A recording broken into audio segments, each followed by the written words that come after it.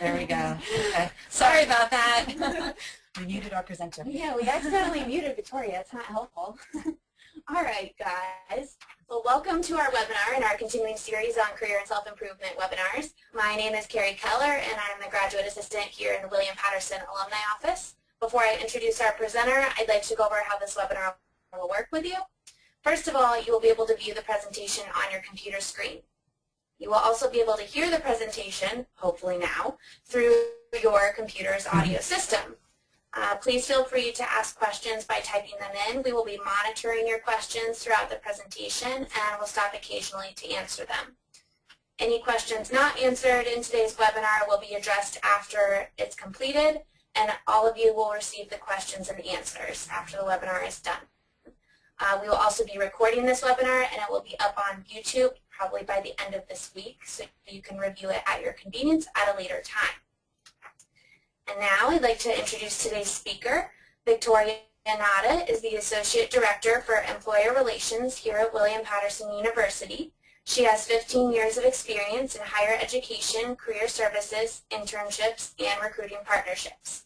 Victoria specializes in employer relations, networking events, building internship programs, and developing job opportunities. In today's webinar, Victoria will be showing you how to put together the perfect resume, one that will get the job or at least get your foot in the door. So now, without further ado, I'd like to introduce Victoria presenting Resume Bootcamp. Thank you very much, and welcome everybody. We're going to get started, and again, if you have questions as we go along, please feel free to type them in, especially if they're relevant to what I happen to be talking about at that time. Whoops. Of course, it's not moving. Here we go. There we go. Sorry, a little technical difficulty again. I'm not used to working on a Mac, so that's my problem over here.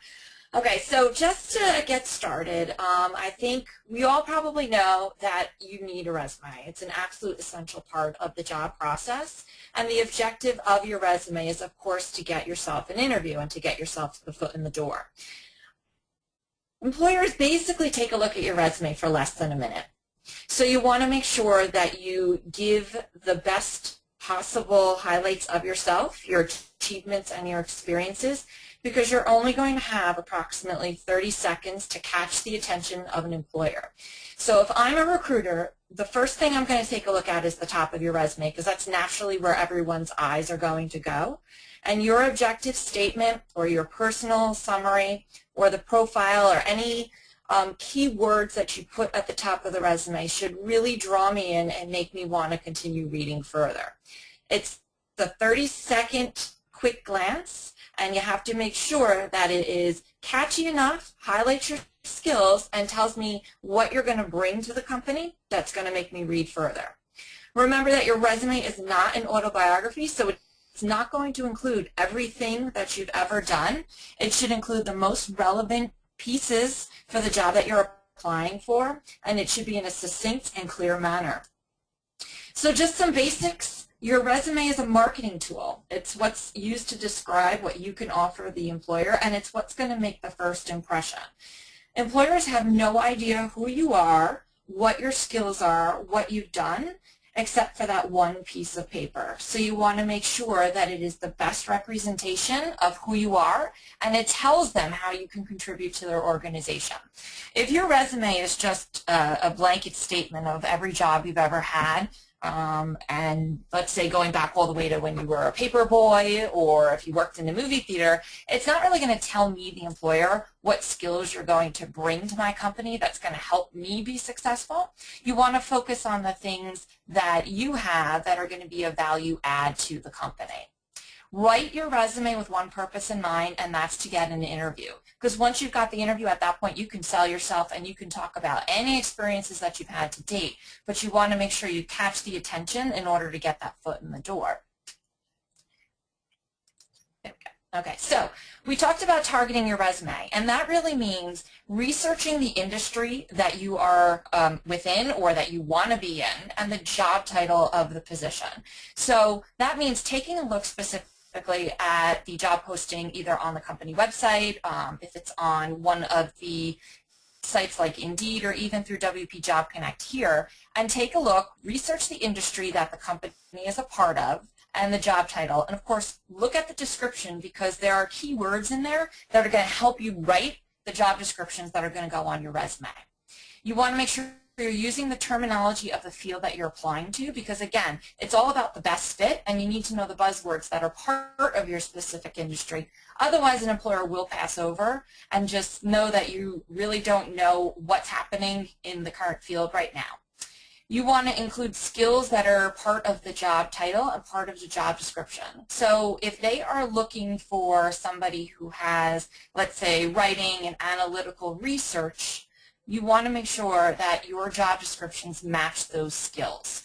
You will highlight those areas as opposed to maybe communication if that is not one of the listed skills on the job description. Highlight the areas that are going to make you stand out because, again, those are the things that will catch the attention of any employer. And again, it brings credibility to your resume and the value that you're going to add. You also want to include any transferable skills, and this is especially relevant for any graduating seniors who are on the call today because you may not have experience just yet, but there are transferable skills like communication skills, like customer service, managerial, training skills that become relevant for whatever field you're going into. And here are just some of the top 10 employability skills that an employer will look for. And a lot of these are not specifically based within any industry, but they are the key ones that everybody looks for. Number one, of course, is communication. So you want to make sure that you're clearly communicating on your resume and articulating, spelling things correctly because your written communication tells me a lot about your detail-orientedness. If you're a good communicator, good writer, it tells me that you can send emails and write appropriately.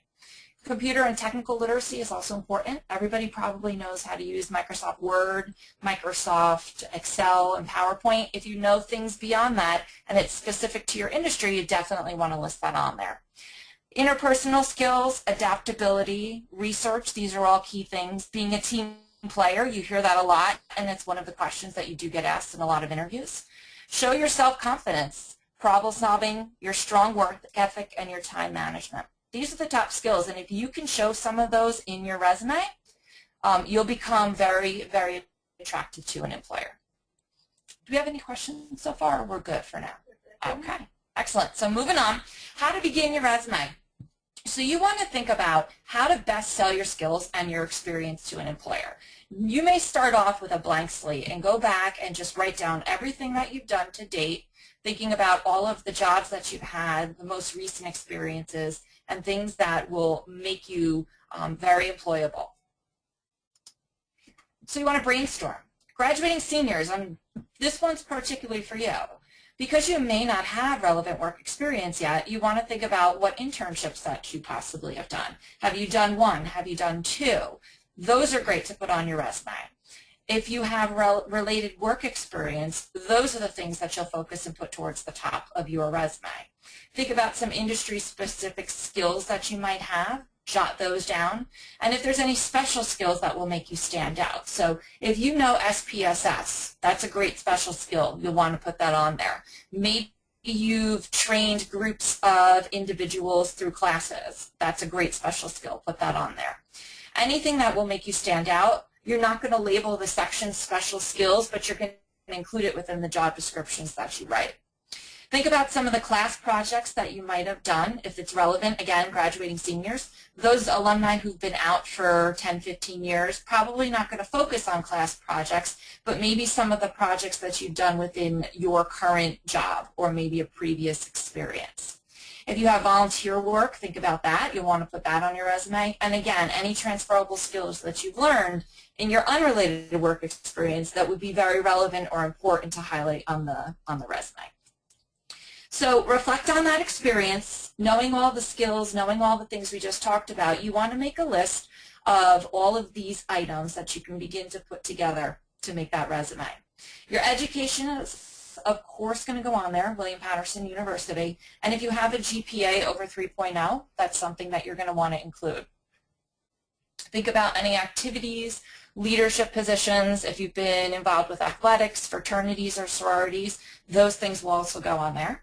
previous related experience, any part-time jobs or internships. If you had a study abroad experience, that's pretty excellent. You want to include that on there, and any educational highlights you think an employer might be interested in. Academic projects or work projects, if you've been in charge of any project management things at work, include that there. Honors, research or publications, any projects, any special skills. Once you've got that list together, you can begin putting your resume together. And here are some of the basic components of a resume. And the header is always going to go at the very, very top. And the header should include all of your contact information. So your name should be bolded, and it should be a little bit bigger than the rest of the resume, just to make sure it stands out and it's very clear and concise. It should include your address. It should include your phone number, and I would recommend that you use your cell phone number because that's usually with you most of the time. If you opt to put your home phone number on there, just make sure that you, A, have an answering machine that an employer can leave a message, or if somebody answers the phone, they know how to appropriately take a message for you. And finally, you will want to include your email address. Those of you who are just graduating, you can still include your William Patterson student address. And anybody else, you can use Gmail, you can use Yahoo, but make sure you use a professional email address. Nothing like Hot Daddy at Yahoo or Sexy Mama at Gmail. You want to make sure it is appropriate because this resume is going to go out, and again, it's a representation of you. One thing I recommend to students when I meet with them is that they create a separate email address just for job applications. Just so everything goes into one spot, it doesn't get mixed up with your personal email, things don't go into spam. You just have one place where you're going to do all of your job applications. So you can file things away, and it makes it easy for follow-up. So something very simple is just like your first name with the dot or maybe an underscore and your last name, and at whatever internet provider you want to use. So that's your best bet. Create something new and just use that separately, and then when you get a job, you can kind of put that to the wayside until you're ready to look again. Next part of your resume is going to be your objective or your personal profile. And depending on what type of experience you have, really defines whether or not you're going to use either of these tools. Your objective statement is a one-sentence, very targeted statement about what your resume is for. And that is going to tell the employer what job you're applying for and why. And it's a quick statement, and it's just one sentence, very targeted. Your personal profile, on the other hand, is usually about a 3 to 4 bullet summary of who you are as a candidate. And those folks who have been out for quite some time tend to opt and use a personal profile instead, because you can highlight certain skills and the amount of experience you have.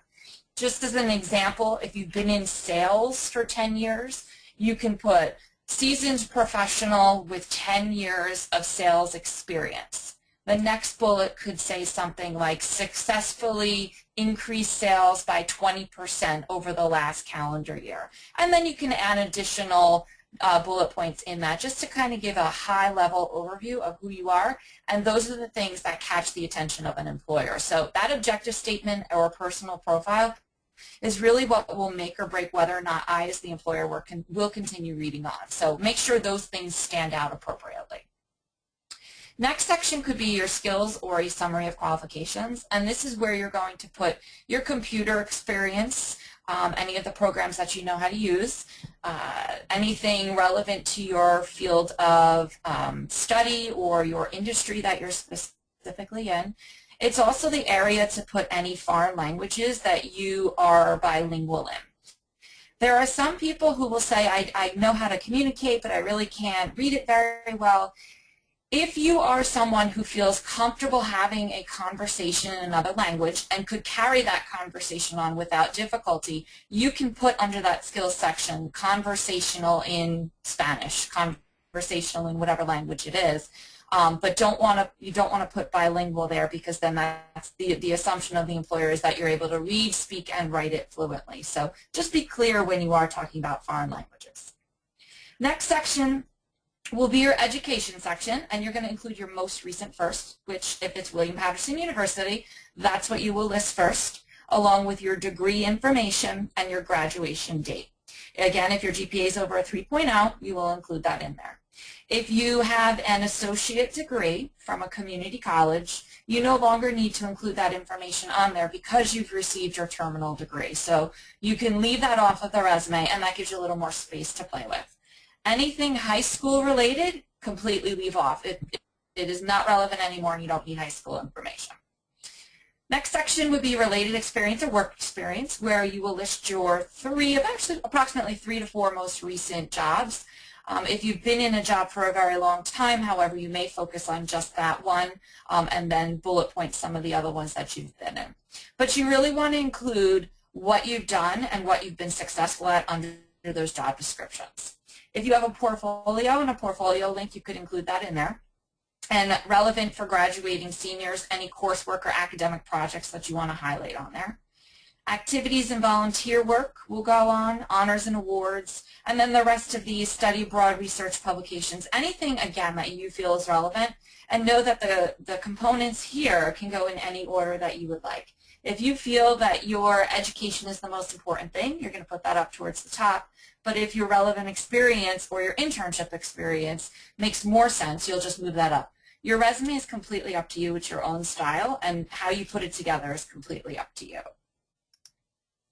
You have any? And we good so far? No questions? All right. Well, we just got one in. We just got one in. This is a good point to take a question. So this person got both their master's, well, I shouldn't say both since I'm not sure, but they have their master's degree. Should they also list their undergrad from WP or just put their master's?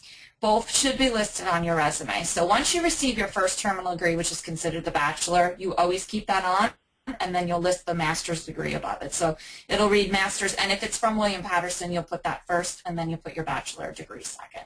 The bachelor degree never disappears off of your resume. That will always stay. That's your first point of education.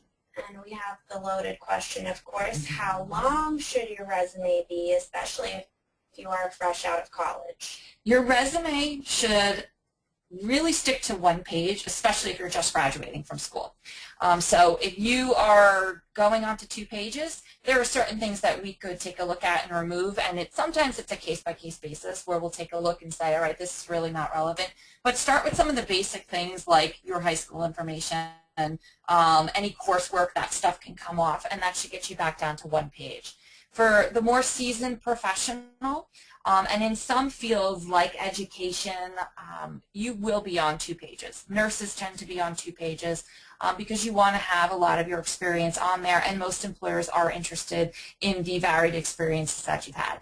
Even like just graduating nurses? Just graduating nurses sometimes do spill over onto 2 pages. We will try our best to try and cut that back to 1 page, but because they've had so many different rotations, a lot of times they want to highlight that. And it's okay to go onto 2 pages, but ideally we would like to try and get it back to 1 page. Even same thing with graduating teachers, because a lot of teachers have practicum and other experiences, and there's ways that we can cut that down because we know what a teacher does. We know basically the basic functions, and that's where we highlight anything you've done additionally to what is the basic job description. So if you as a teacher have started a club on your own and you've been doing that while you were student teaching, that's something we highlight as opposed to teach a class of 3rd to 5th graders. Okay. If you're also, fresh out of college or something, you may not have that personal statement that a more seasoned professional person would have. So what should, is it okay to not put one, or is there a different, something else that you can put that shows that you're still a good candidate even though you may not have those years of experience yet? Yeah, so that's where you can either use the objective statement, where you will highlight some of the skills that you might have had and specifically target it towards the job that you're applying to, or you can still have that summary where you're highlighting some of the things that you've done here in school. So it's a personal preference. You put there what you think is going to make you stand out. Some people opt to leave the objective statement off completely and just go right into work experience or education, and that's okay too. There was a recent article out that came through on the Chronicle of Higher Ed that a lot of employers now don't even look at the objective statement. They're just kind of discounting it completely. So it doesn't bring value, and that's what you always have to remember with regards to resumes. If it doesn't add any value to your resume, it's better to leave it off. So at that point, an objective statement that simply says, to obtain a job that will help me grow within the accounting industry, doesn't tell me enough about you, and it's better to be left off. Okay, we have a couple more coming in. Okay. One of the other, of course, loaded questions is about dates on your resume and people not wanting their potential employers to know their age.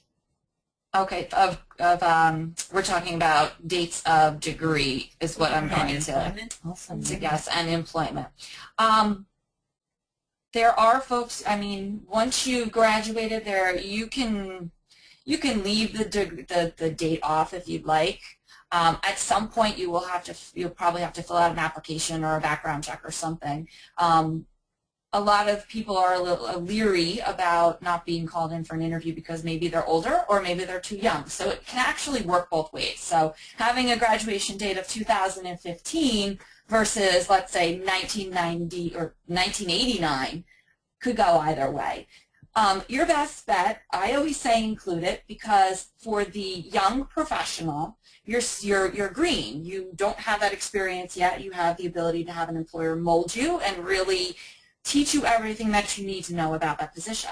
And on the flip side, for those who, let's say, graduated in 1989, you do bring years of experience, you bring maturity, you bring a level of work experience to that position. So it goes either way.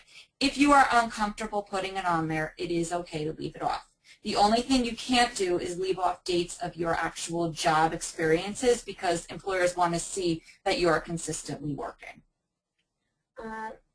Thank you. The second question is, this person says that they have found that many employers are having resumes electronically scanned before they're even being read by a real human. Yep. Are there any tips to being able to bypass these scanning machines? So the scanning machines are looking for keywords. And if you think about what on like the very first slide, or one of the first things I said, is thinking about targeted skills and thinking about buzzwords that are in the industry.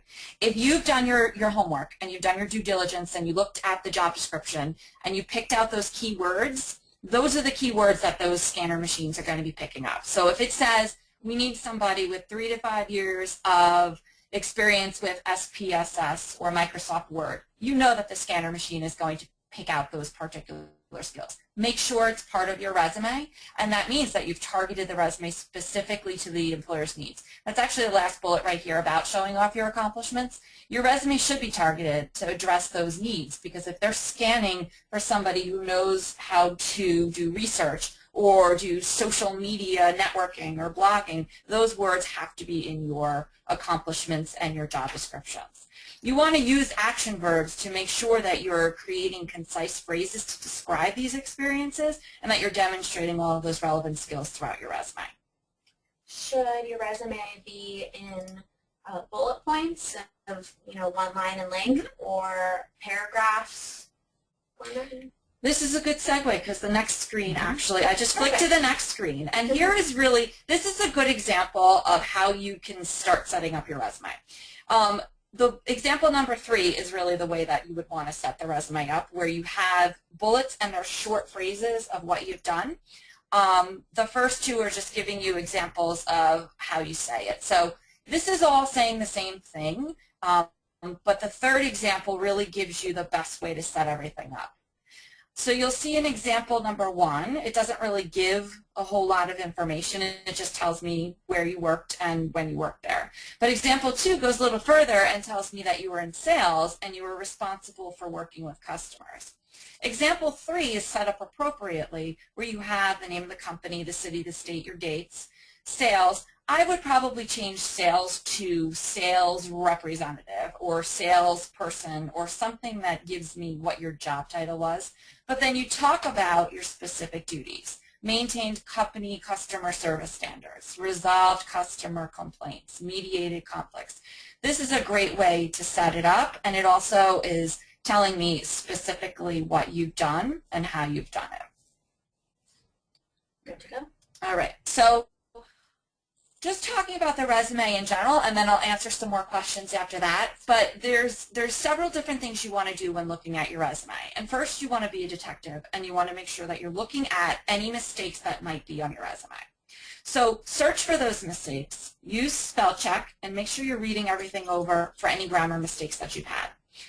You want to make sure you read it over and over, word by word. And I mean that forward and backwards. And I know that sounds really funny, but when you've put your resume together and you've invested all this time in it, you basically know what your resume says. So you can kind of read it really quickly and you know exactly what's coming next. If you start from the bottom of your resume and work your way back up, you might catch some things that you didn't on the first run through. I use myself as an example when I first was looking for an internship back in college. My objective statement was supposed to say pursuing an internship in public relations, blah, blah, blah, blah, blah. I read it a million times and I said, this resume looks great. I can't wait to send it out. All these employers are going to call me. And then no employers called me, and I was wondering why I was not getting any interviews, because I had some really good experiences. My GPA was really, really high. I was involved in clubs and organizations. Why are people not calling me? I handed it off to a friend who took a look at it, and within the first 5 seconds, she said to me, your resume says that you're pursuing an opportunity in public relations.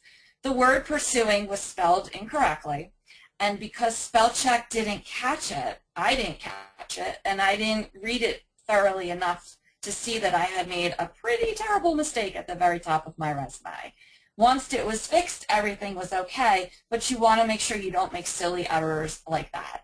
Double check everything. Double check your dates, double check the names of companies, make sure city and states are in there appropriately, and that everything is spelled correctly.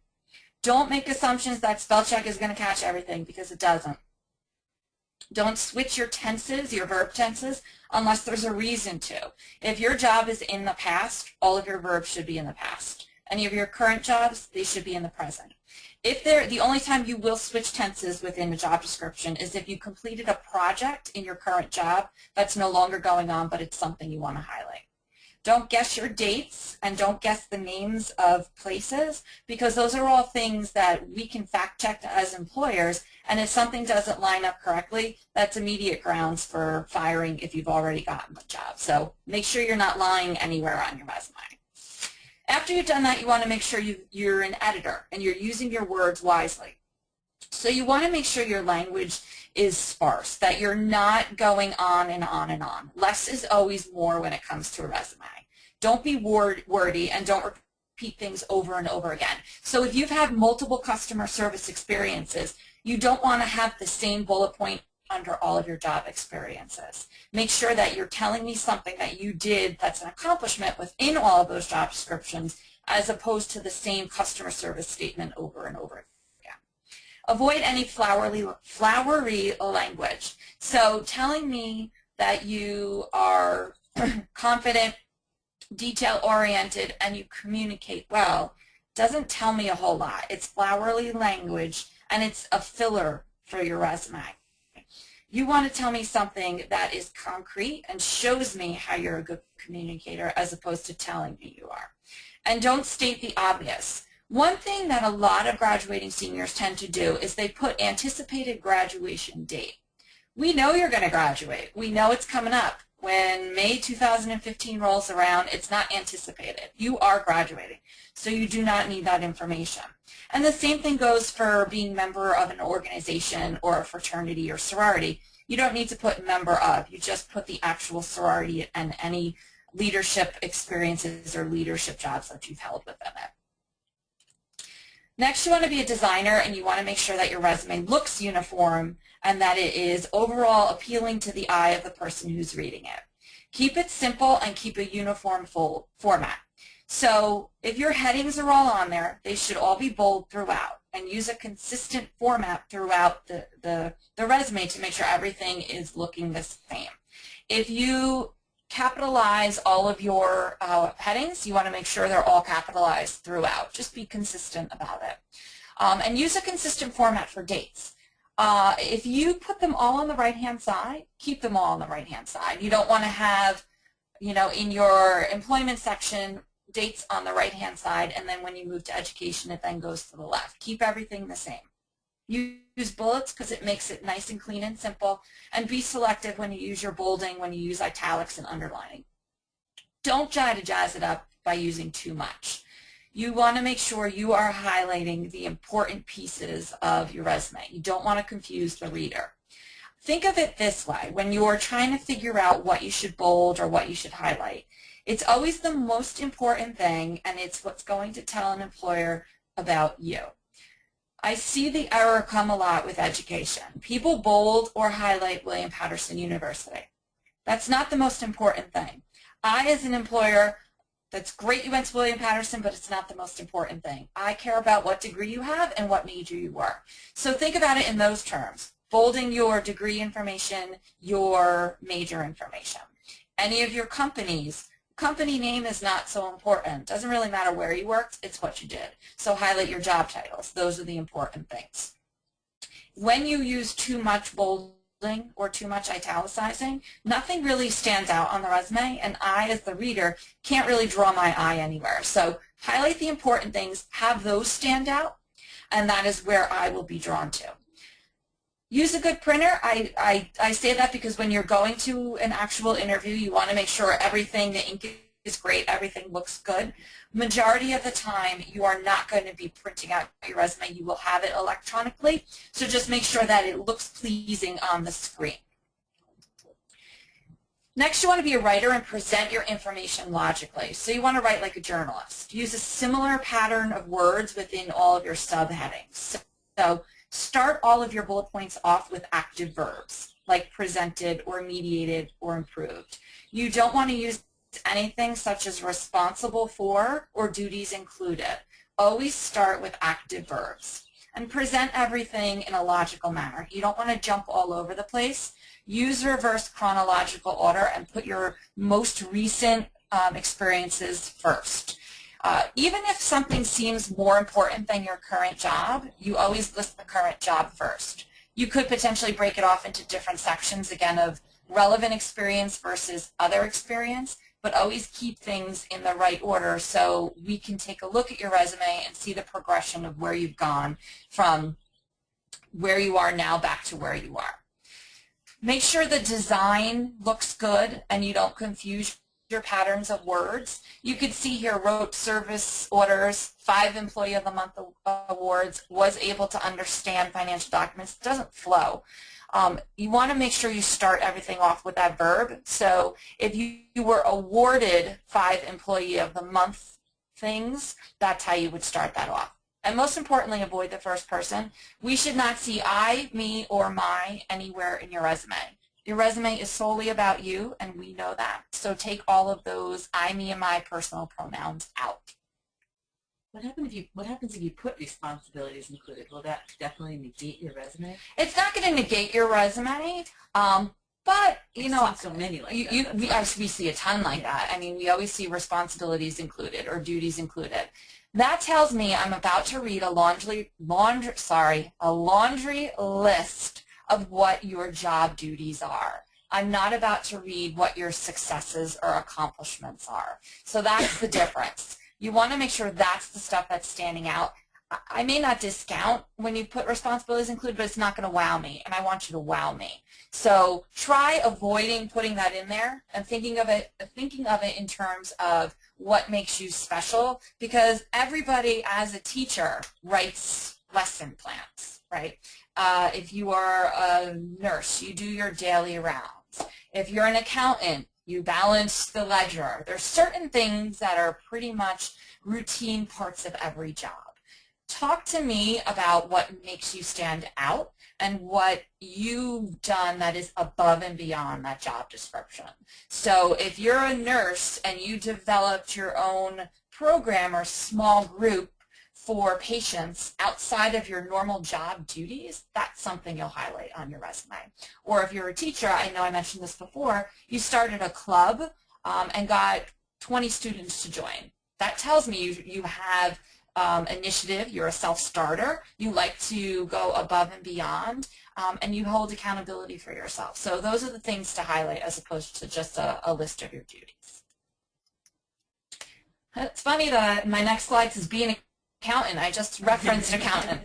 You want to focus on the numbers because the numbers are really important. So we're talking about all this really great stuff that you're doing and all these accomplishments that you have, but it doesn't tell me a whole lot if you're going to be vague about it. So if you managed a group of people at your job, it's not enough to just tell me you managed a lot of employees. I need to know how many you managed. So you supervise a staff of 22. I would go even further to say supervise a staff of 22 full-time professional employees, or 20 full-time and 2 part-time. Give me a specific breakdown because that tells me a lot. If you supervise a staff of 22 full-time folks, you really have great management ability and the ability to delegate and do things that somebody who says, I manage a lot of employees, I'm not going to get all that information out of.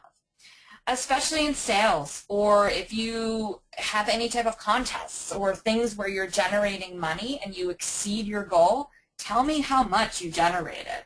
$15,000 in sales. Maybe you raised 20% beyond goal. What does that mean? How many dollars is that? It's not enough to tell me that you raised a lot of money. You have to go a little bit further.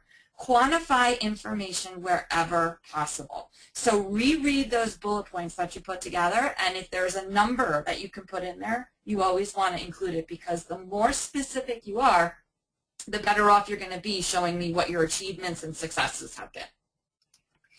Salesperson is next because you're always selling your experience. And you want to make sure you're including all of those transferable skills, your leadership skills, all of those demonstrated additional responsibilities, any promotions. Really highlight these areas because you have 30 seconds to catch the attention and then maybe another couple of minutes as I, the employer, go through to really show what value you're adding to my company and how you are the best fit for that particular position. All of those things we talked about, include all of that. Don't include irrelevant information. Don't put things that don't make sense for the job that you're applying to. If you have zero experience for the job that you're going for, that is where you pull those transferable skills that make sense. If it doesn't make sense, don't include it on there. There's going to be specific situations where do I put this, do I not put this? Just remember that it should be tied to the experiences that they're looking for, and if you've done that, it's good to include it on there. Any questions at this point before we just, this is like the last slide or two. We have a question about for cover letters. Yep. How do you address a cover letter when you don't know the name of the specific person? And is it old-fashioned to say, dear sir or madam, or how can we fix that? So in the case that you absolutely don't know who it is and you don't want to go this step further, you can say, dear hiring manager. I would recommend you don't do that, though. I would recommend you go this step further because there's so many different ways that you can actually get the name of the person who your resume is going to be going to. Be a detective again. Figure out where this resume is going to. If it is for a certain department, you can call the company and say, hi, my name is so-and-so. I'm applying for the sales representative position within, operations. Could you tell me who the hiring manager is for this particular job posting so that I can address my cover letter directly to that person? Human resources can give that information out, and it's a great way to show the employer that you've gone that extra step to figure out who it is you're applying to rather than just sending it to hiring manager. I will tell you that we look at that when we have jobs available in our office, and when I hired people in my last experience, I hired a lot of teachers. Folks who addressed it specifically to me, I took a look at. If it said, dear hiring manager, I was like, okay, this is nice. But you didn't take a moment to even go on the website to figure out that I was the director of the center and you should send it directly to me. So it says a lot about how interested you are in a position, especially when you have things like LinkedIn out there. it's really easy to go and get this information. So if you're afraid to make the phone call, you can go on LinkedIn and try and get the information that way, or you can send an email to Human Resources. If you don't have time to make that call, maybe you're at work and you just want to drop a quick note, you can still send an email and try and get that information. Thank you. Is there a best format for resumes? Do you suggest, a Word document, a PDF? Best format, again, is going to be completely up to you how you put it together, but you want to create it in Microsoft Word because that is really the main way that people are emailing things to each other and opening the documents, and it's the safest. So if an employer recognizes the .doc or .docx on the end of it, they're going to open it. They know it's your resume. Do not use any of the Word templates that are in there. So if your resume is already created in a template, you want to start all over again. And I'm not saying this to give you more work. It's because I want to make your life easier later on when you do get more experiences and things to put on there. Because once you've used a template, it is very difficult to try and change that template. And if any of you have used it, you're probably laughing right now because when you hit the tab button, the cursor goes to the bottom of the resume and you can't change anything else. So do yourself a favor, make your life easier in the future. Start with a blank page, Microsoft Word, and just go from there. You can transfer it into a PDF document if you'd like. Either way to send it is fine. With the scanning tools, they can scan both PDFs and Word documents, but those are the two that you want to stick with. Don't use Notepad. Some people have sent me resumes in Notepad and I can't even open them. So stick with those two things. Good? All right, no more questions.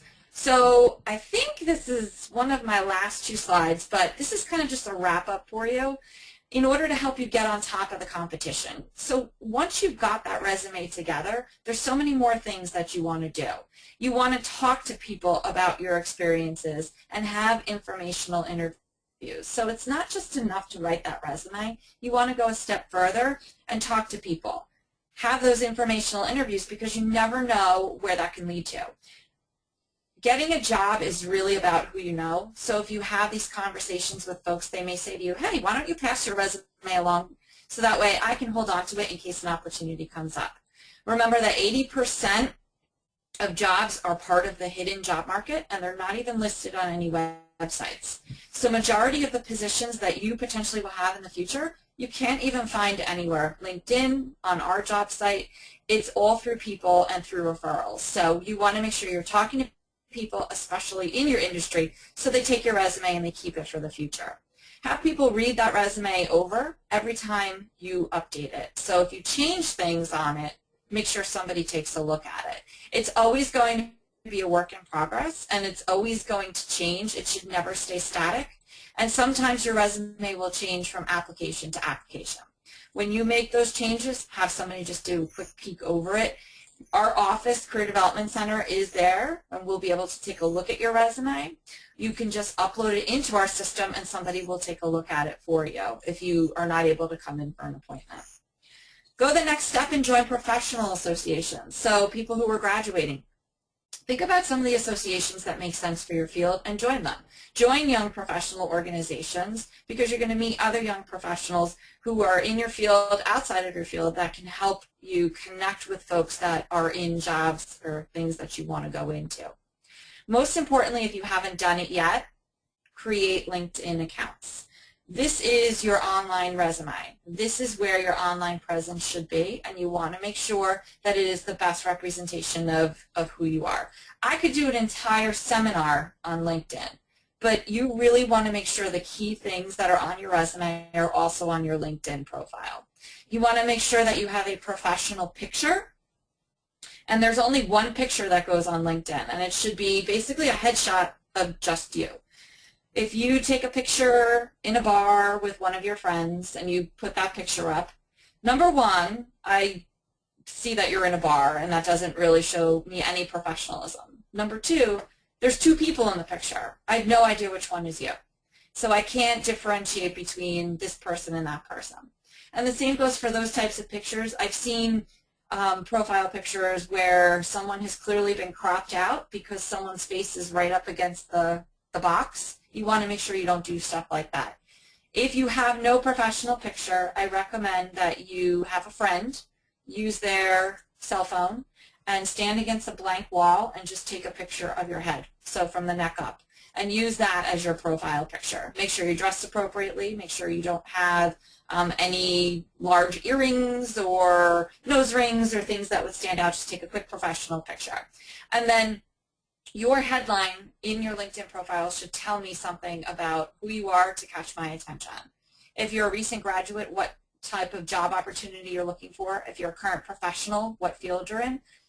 When I do a search as a recruiter, I'm going to put in keywords just like I would put in keywords to scan a resume. And the list of results that comes back to me is simply your picture and your headline. And that headline has to catch my attention. You really only have 5 seconds on LinkedIn to do that.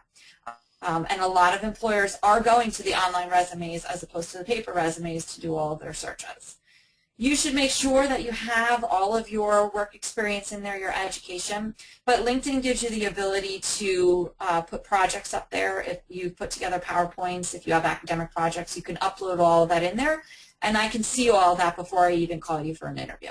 So we could, if you want to do a whole LinkedIn workshop, you just, I was going to say, we'll do that at another point, but feel free to put that in the comments. I think you guys do a survey. Just said that they would love to have a LinkedIn workshop. Yes, so. I figure as much. It's LinkedIn. LinkedIn could be really, that is the direction that employers are going, because I will tell you, we have a lot of employers that are like, just have the students send me their LinkedIn profile link and I'll take a look at that as opposed to the resume.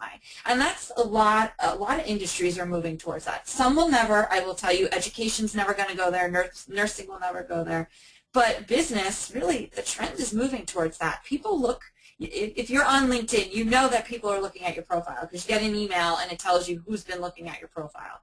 And sometimes it makes sense because you're like, oh, I know that person. They were probably just looking me up. But then there's some folks that don't make a whole lot of sense. And those are usually recruiters. And they're in there typing information and coming up with profiles and taking a look at who you are. So, yes, we will do a whole seminar on LinkedIn. But it should be professional, but you should be on there because, yes, your resume, the paper one, is one of the pieces of your marketing toolbox. But LinkedIn is just as important, if not more important at this point in time. And on that LinkedIn profile, you want to make sure you have references from former supervisors, former professors, colleagues that you can highlight on there. For the paper resume, you don't put those resources on there. You put it as a separate sheet, okay? And you want to make sure that you're using the resources that are available to you. As alumni and as graduating seniors, you all have accounts with our system right now called WP Job Connect. And if you're not on there, you need to be on there. You need to create an account because all of our jobs, internships, full-time, part-time, everything is listed in there. And it is specific to William Patterson only. Only students and alumni can get into the system. And the employers that are posting jobs are posting specifically to William Patterson. So get on there if you're not on there. Next month, we're going to be launching something called Trailblazer, and that's our new online job recruiting system. We are right now in the process of transitioning everybody over, and if you're a current student or if you already have an account in WP Job Connect, you will also have an account in Trailblazer. It's just a new system. Everything is pretty much going to be exactly the same, but there's a lot more bells and whistles that come with this new system. Okay, before we wrap up, can we address 2 more things? Absolutely. One person asked if you could possibly go back to the slide with the top 10 skills that employers look for real quick. And also, we had another question about a person who is going to be changing careers. Yep. And so should they be doing something different in order to get the employer's attention in that case? If you're, I put the skills thing back up, so if there's specific questions about that, feel free to jot those in right now. For the one changing careers, you're going to have to tailor your resume towards the new industry that you're looking for. So you're not going to leave things off, but you're going to want to look at what you've done and what's transferable to the new industry. Your resume is not going to look a whole lot different than what you already have. The piece that's going to be really important is that personal profile, because that's where you're going to tell me you're a career changer or you have 20 years in education, but now you want to switch to X. That should be up at the top. And then you want to highlight some of the transferable skills from your current role to what you're looking to do. The cover letter becomes so extremely important in that case because you have the ability to now tell me why you're looking to make a change of industry or a complete change of job and why you're appropriate for that position as opposed to somebody who's already in that type of role or that type of industry. The cover letter will then make or break whether or not I call you in for an interview. Another thing too, if you are relocating, so if you're in California and you want to work in New Jersey, you want to make sure you clarify that somewhere either on your resume or in your cover letter because I'll be confused as an employer seeing a California address when you're applying for something in New Jersey and you don't give me any indication that you're willing to relocate. I need to be able to see that somewhere on your resume. So that kind of goes along with the whole I'm changing careers. If you're changing states, that's also something important to know. Okay. No other questions?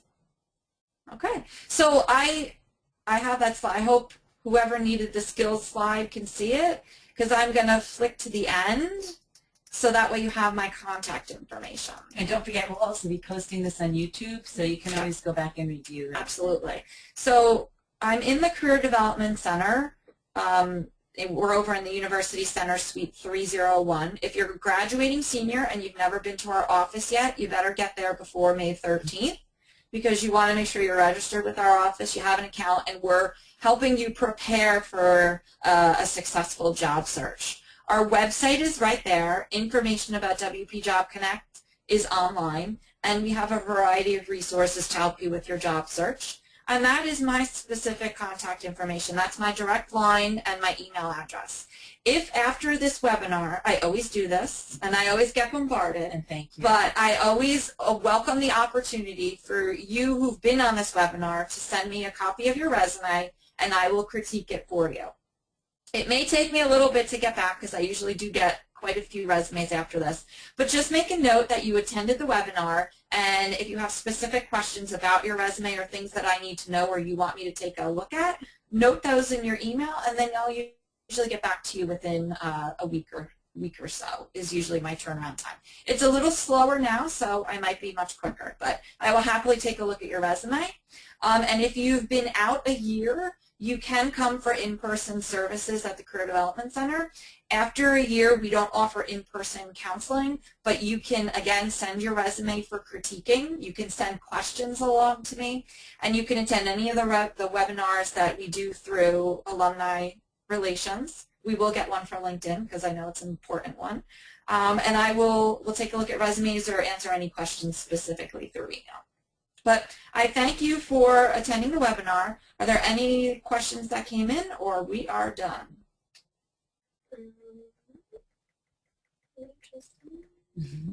We're just double checking that, make sure we answered all of your questions. Yep. We are good. Okay. So if you have any questions or things you think of afterwards, feel free to email me. Otherwise, this will be posted, so you'll be able to access all the slides, and I welcome any emails or anything that you need to send me. Thank you very much, Victoria. Thank you, Victoria. Thank On you. behalf of all of us at the Alumni Relations Office, thank you, and thanks for attending, and we hope to see you all again soon. Thanks.